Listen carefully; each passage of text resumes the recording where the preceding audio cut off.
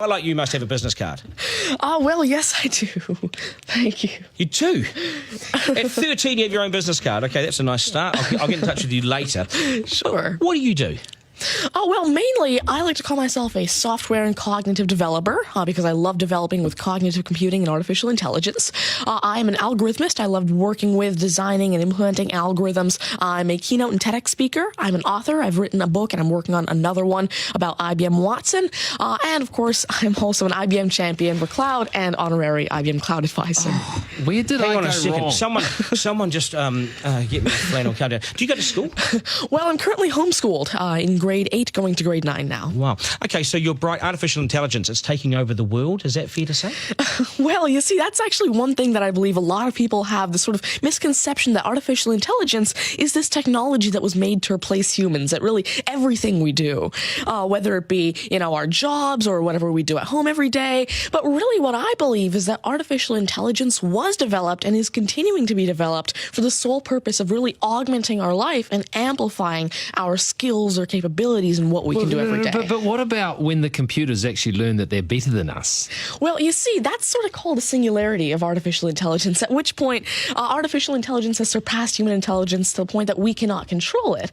But really what I believe at this point, artificial intelligence, I won't go into the details right now since we're limited on time, but the thing is right now, artificial intelligence itself as a technology is so foolable and so primitive that either A, we won't reach that singularity point, or B, if we do, it's a very long ways off. Do you understand that, Mark? No.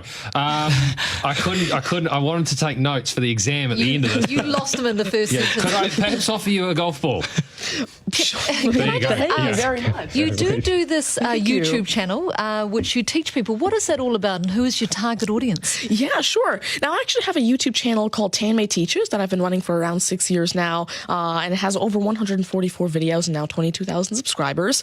And so on it, I love to teach about computing, really programming, these algorithms that I develop, machine learning especially, math, science, and especially technologies like IBM Watson. Because, of course, I like to share my knowledge because I realize that there's this lack of resources for people to learn about technologies like AI, which is why I absolutely love sharing my knowledge through, of course, these YouTube videos, the books that I'm authoring, the keynotes that I have, and really Watson comes in here in such a great way because Watson allows me... What's Watson?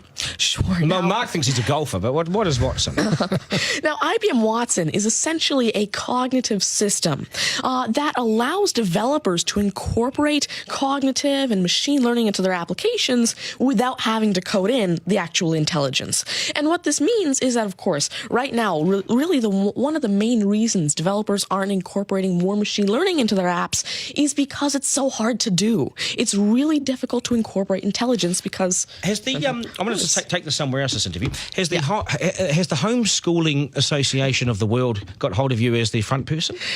Well, there is actually a Homeschooling Legal Defense Association, I believe, HSLDA in Canada, and I actually had a keynote for them last year in Niagara Falls. You're the poster boy for homeschooling, aren't you? Well, I did have a keynote for them, and I talked a lot about the advantages of homeschooling and why it's great for kids who want to go into different and really targeted subjects. Okay, I want to get right down to business now.